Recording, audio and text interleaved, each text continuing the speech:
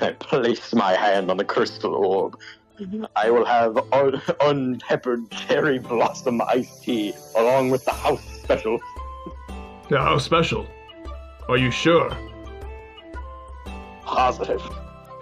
Can you handle it? He slams his fist on the table.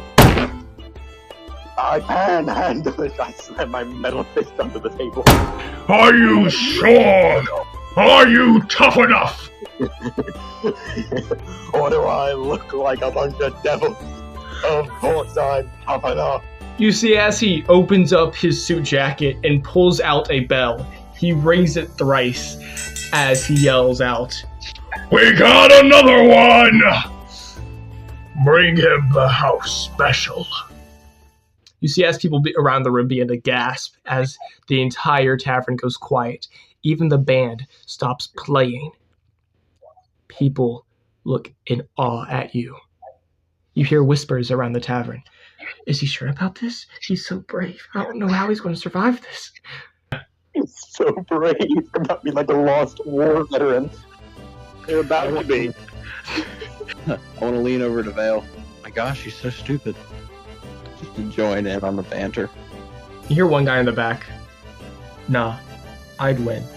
No, random citizen. I'll win. You see as multiple waiters begin to walk from the kitchen holding multiple plates in their arms as they bring them to the table. You see as they remove the table from in front of you three, you four, and move in a large, long table.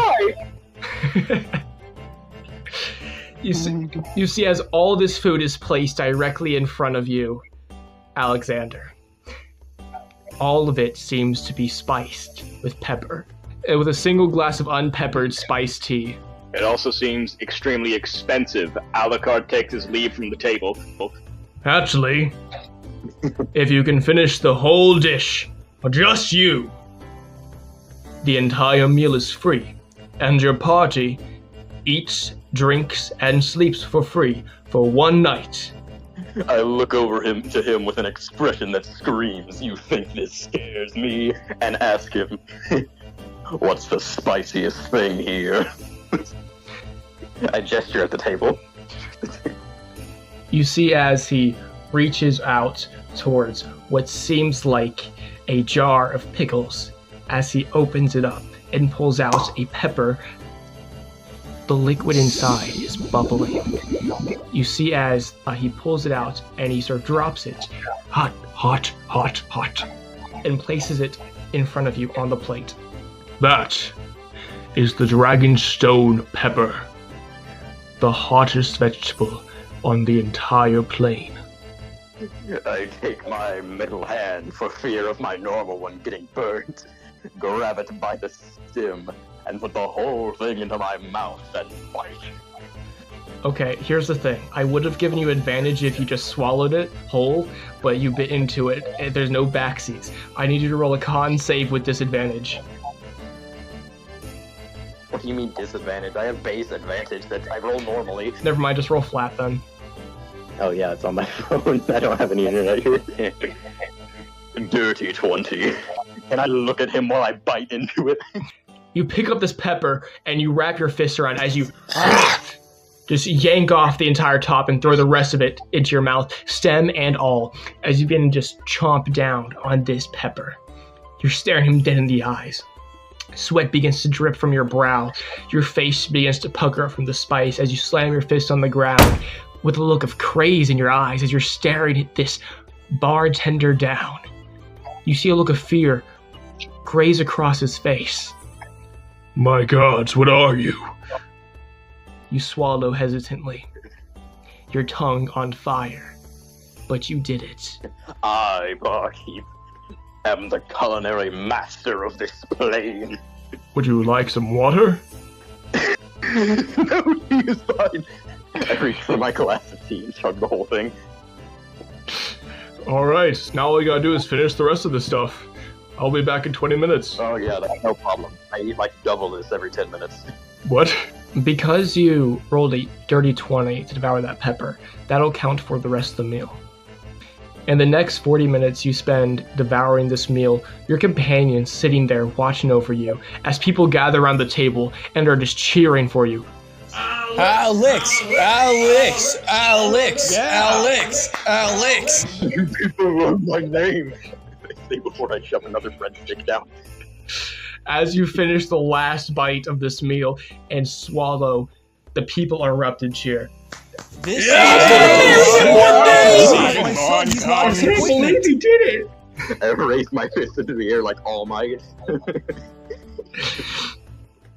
You step onto the table and you raise your fist into the air, drink in hand. I can tell he's going to say something really inspirational. What's he doing? I think he's about to say something. I love food. I sit back down in my chair.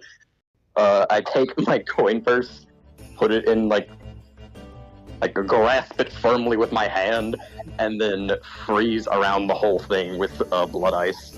You see as Boar comes back to the table, and he puts down what seems like a contract, a long list of things with a bunch of different checkpoints and a single signature at the bottom. Sign there, please.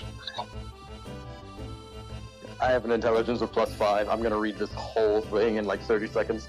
Alright, to summarize, the contract states that you are hereby the rightful champion of BOARS Tavern Inn.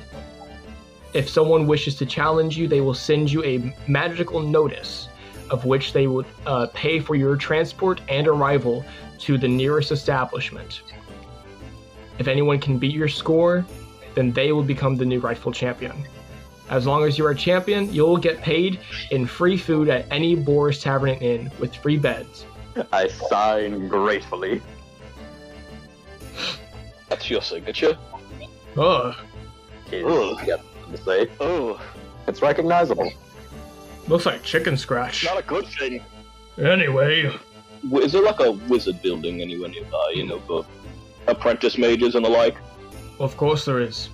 All over the city, but not just anyone you'd be looking for.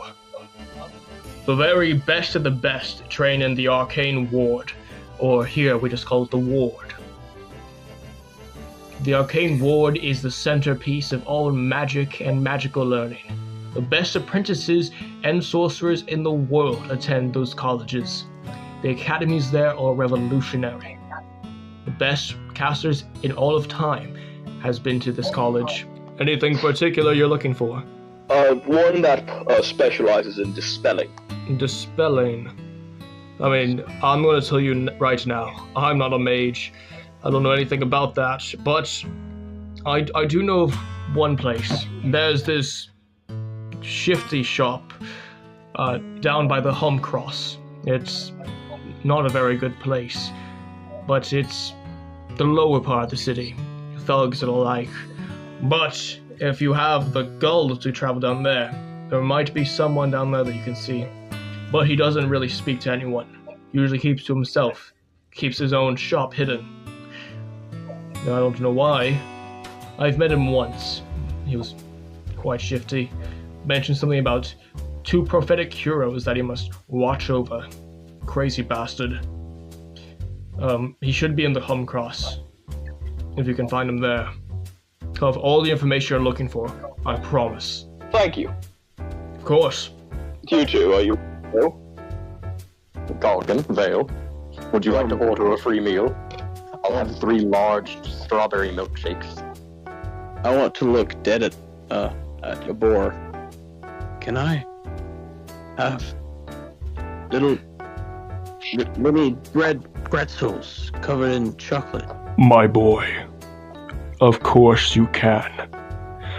Get this man little red pretzels covered in chocolate. Stat! Thank you, boy. Anytime, my lad. You see, coming from the kitchen, a bag full of little red pretzels covered in chocolate arrive in your hands. You can add to your inventory the custom item, Boar's Special Pretzels. You see Vale, or you hear Vale pipe up. Well, are we going to leave? We have things we must attend to.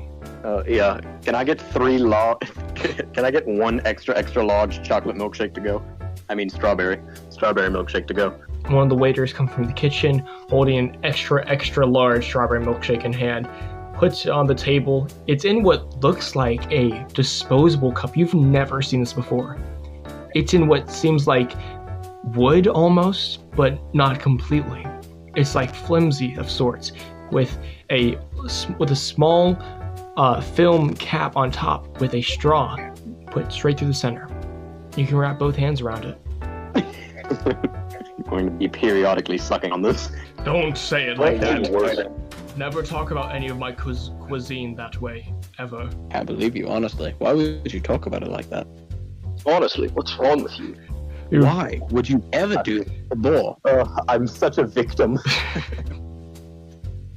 I straddle back on my helmet and I start heading towards the door. Vale follows suit. I will also follow. I follow with milkshake in both hands. Goodbye, ball. You make amazing cherry pie. Thank you! I love your meal. Gracias! Hey, editing TownsideDM here. Just realized by BOARS saying that one word, I accidentally canonized Spanish in my world. So, yay. It's not how it's pronounced. Grass ass! Nope. Alright. Oh, no. Don't mind that, guys. I want to stop a random bystander in the street. What do you think you're doing? You see as you bump into someone real quick, as this half-elf drops his books all across the floor. I gotta get to class, I'm late. I cling where my coin purse should be. What do you want? I'm not a thief, I'm not gonna take your money. Where is the lower district? The lower, what do you, there's plenty of lower districts, which one are you talking about? I don't know, the one with all the back alleys you want? Which one, the West Strip or the Hum Cross? Home Cross. Okay, the Hum Cross, you're just gonna...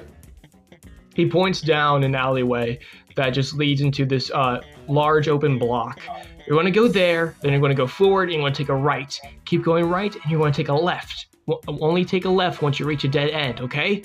Or you wanna get lost, you're gonna end up in the West Strip. Now, I gotta go. Okay. Oh, come on. Please, Professor Thaddeus, don't be mad at me. Who is Professor Thaddeus? Say, walking away. I stare for a moment into the deep blue sky, remembering a life long past. A life I had once lived. Before moving on. No one watching is going to understand that reference. I hope you know that. Let's make a pact to never clarify what we're talking about. Yeah. If you're watching and you do not know what we're talking about, do not ask us. We will not give you a reasonable answer. Nope. 100 subscriber special. We explained that joke. 2 million subscribers and we revealed the pillow's left toe. The pillow. I have you listed as that in the description, in the credits. Back to what we were doing. Now that Alucard gets to thinking about it, he's going to turn towards Gimli? Galkin. Yeah, Galkin. He's going to turn towards Galkin and he's going to make a religion check. Go ahead and roll. 13. Thinking back to it, you do remember that he was announced as a paladin by Alexander when you first met him, but you never knew of which god or what religion. You look across his chest and you see sort of covered up by a small cloak on his armor piece is the sign of Lathander. It's very, very vague. You don't know much about Lathander, but you know that from tales he is referred to as the Light, or the God of Renewal. Paladin, cast healing on me. I'm feeling wounded. Aren't you allergic or something? Allergic to magic, yes. Healing, however, I am still allergic. So, roll the dice, let's go. Healing, however, I'm still allergic. You're already patched up. It didn't heal anything.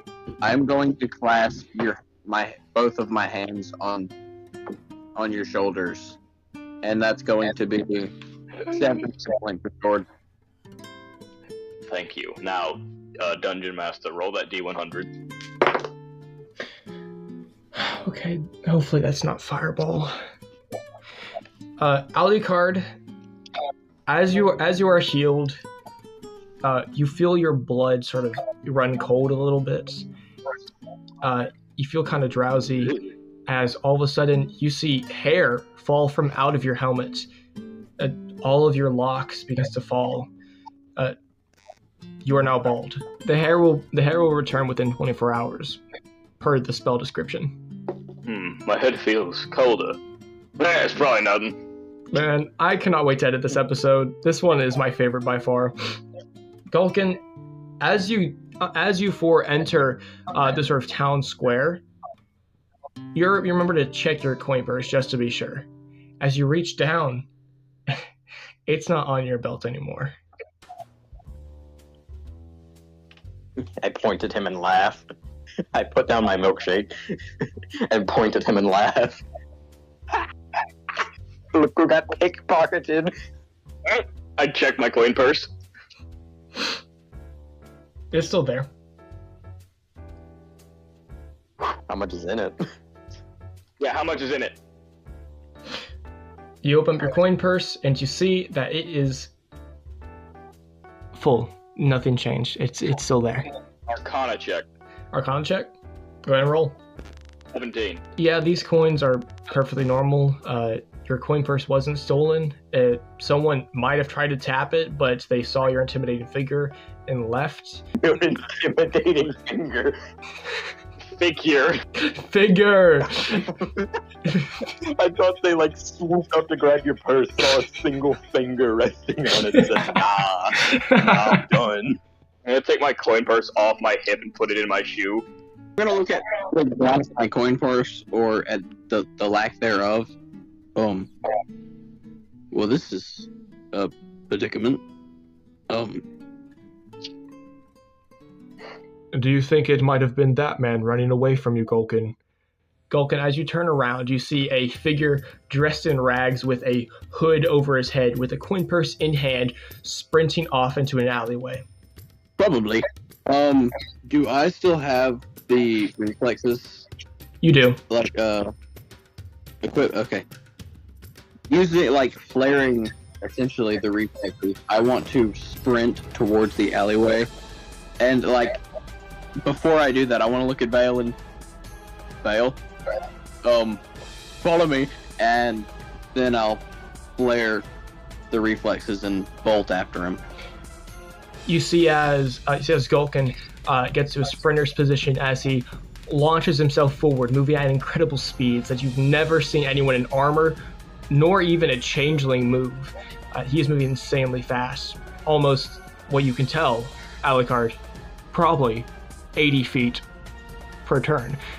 So you see, as he begins to sprint off, you see not far behind him, Vale, as he sort of lines himself up. As you hear, Alucard, only you hear this. You hear a small hiss. As you hear something like gears locking up, and then you just see Vale sprint off after Galkin. DM, did I have the thief in my sight? You did. Okay, so that means I'd be able to track him, right? I'm gonna say just barely, because you looked over right as they were running after him. So he would have already entered the alleyway and probably turned a corner. But if you just give me a perception check so that I can verify them. Damn it! It was on 20 and then it rolled using inspiration. All right. So I don't roll on the app. I swear that shit is not random. 16. You're able to get a very decent glimpse of him right before he enters the shadows, where he would be unseen to you. So you would technically be able to track him. But Galkin and Vale have already ran out of sight. They're already down the alleyway. Alexander, do you see any alternate pathways? Do I see any alternate pathways? I roll intelligence. Roll a perception check. 16. The closest pathway you would be able to see would be to go across the rooftops and somehow make it there make it to the direction he's going by going in a straight line. Or you could run through these different doors through these buildings into it, but you don't know if any of these would be locked or open. How tall are the buildings? It depends on where you are, but right now the buildings stretch up for like a couple hundred feet. 100, and you said the fastest way would be to be up there. I said the fastest way would somehow be on the rooftops. All right, Alucard, follow me. I do the Mario wall jump all the way up. All right, roll acrobatic check. I got a 17. You quickly smash your iced hand on one of the bricks as you begin to dig your metal hand into the wall and sort of pole vault yourself up. Wait, I have to type you something, DM? All right, go ahead. In the meantime, I rolled a 20-4 for my acrobatics check. Alucard. You see as Alexander runs up to this wall and sort of jumps up to one of the windowsills and pushes himself up with both his free hands and just lands on top of this rooftop with two very fluid movements. It was very impressive. People are looking very confused over at you two, though. It's kind of odd. But Alucard, you see this and immediately follow suit. You quickly throw a grappling hook up to the top and you begin to pull yourself up, one yank after the other, right next to Alexander. This building's a couple 100 feet up, and I get up there with a grappling hook and 2 pulls. You're on a balcony right now. We have no time to question. Go. We must catch the coin thief. That was weird. I felt that was oddly, miscalculated. Wait, why are we up here? You don't know where he went. Doing it right now. Huh? Doing it right now. Stop running away. Follow him with a leisurely jog. You see as Alucard runs through this open balcony window and then jumps out into another balcony on the other end of the building. And you two are just running through these different buildings, trying to go in a straight path, as much as a straight path as you both can. Throughout this, I'm going to have you guys roll athletics checks, but right now we're going to switch over to Galkin. Roll initiative. That's a 15. And Vale got... God's Vale. All right. Galkin, you'll be first in this initiative as you are quickly catching up with this thief as he is running down this narrow alleyway. How far away would you say he is? Right now, he's about, estimate 120 feet away. Looking down this alleyway, you three are all approaching what seems to be crates stacked up against the wall. There seems to be loose bricks laid across the floor. There's puddles of what seems like sewer water maybe, and there's a beggar. There's in the corner of the street with a hat, holding it out to you three as you run by. Seems to be full of some coin. You said there were loose bricks? Yes. Seemingly from falling from shingles into this little alleyway. The alleyway is not really cleaned out that well, but the main area of the city, the actual streets of the city, are cleaned very well. So are they shingles or are they bricks? They seem to be shingles, but they're thick enough to be considered brick. So I want to grab one as I go by, Rickles. and in a mock attempt to slow him down, can I chunk it at him? Well, it'll be Rickles or Shicks. Go ahead and roll a hit. And I want to throw it at him. I will go non-lethal damage. I'm looking more to cripple him or knock him out. The Bible is fuzzier on the topic of kneecaps, so I'm going to frisbee it at the back of his legs. What does that even mean? Go ahead and roll a hit. So that's going to be a 16. That does hit. 4 damage. You see, as you frisbee throw this shingle, it strikes him in his middle back as it shatters across it. He sort of trips and falls, but he sort of catches himself in a sort of a forward roll as he continues running. But he is sort of gripping onto his back. That obviously hurt a lot. All right, next up in initiative is going to be the thief. As he's running, he says, "Ah! Why would you do that?" As he's running, he's going to sort of push over these crates that are stacked up against the wall, causing them to fall on you and Vale. But it is going to slow him down quite a bit. He's now a lot closer, but I need you and Vale to roll a dex save. Oh my god, Vale! Oh dear lord, that is a... That's a 4 for me. Oh, my inspiration. Is a 13 better? Vale got a 1. You see, as these crates begin to collapse, Vale looks forward and he pushes you out of the way as Vale is covered by these crates as they fall on him. You see just his arm sticking out of these crates. Vale, no. Master Galkin, go! Go! Oh no. Fail. Hopefully he'll be alright. It's not like I control the character or anything, or the plot, the lore, or the characters leveling up. I just love being God. Anyway, I am Townside Dungeon Master, and I am the DM of the Forgotten Journeys D&D campaign. And I am co-host to the BOARS D&D YouTube channel alongside with Pikazard. We put a lot of work into this channel, and I would really hope that you would consider subscribing if you like it. I promise it's going to get better. I'm working on ways to increase the audio quality. Because I don't know if any of you noticed, but audio quality, not that great. Mostly because I have a really good microphone, and the others are really just using earbuds and whatever the like. But we're going to work on that. I've been working on some ways. I'm going to try some Craig chat and Discord. I'm also going to try to do some clap syncs with them.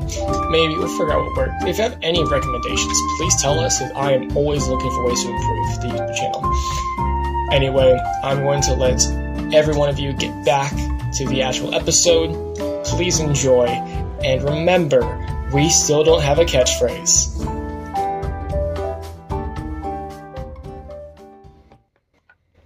Your sacrifice will not be in vain, my friend. And I turn around and continue to sprint. All right. He's a lot closer now. He's about 60 feet away. In this turn, you should be able to make it to him, unless there's any complications. I think I'm gonna grab another shingle. Except this time, as a bonus action, I'm going to,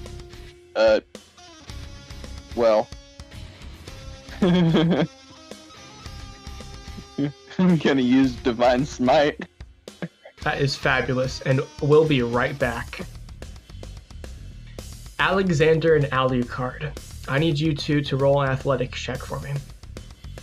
Natural 20! I love this big dice. It rolls well.